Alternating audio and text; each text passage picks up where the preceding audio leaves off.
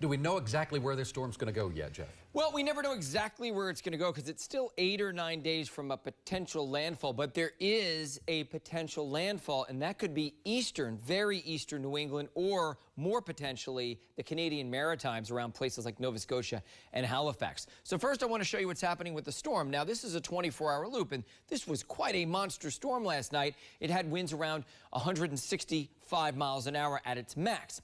However, it encountered some wind shear, and the eye and the storm itself, the structure has degraded just a bit. You can see the wind shear on its western side right there. Now, there is a chance that it could re-strengthen once that wind shear dies out, especially just to the northeast of San Juan. And this is going to miss Puerto Rico. It's going to head well to the north of the islands as a CAT4 storm.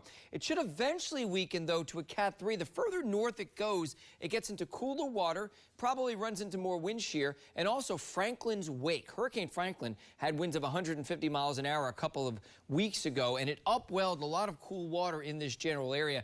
So we do think that the system's going to weaken. So if it does hit places like Nova Scotia, for instance, it's not going to be a CAT4, not going to be a CAT3, would likely be a CAT1 or 2, but still it would have big impacts there.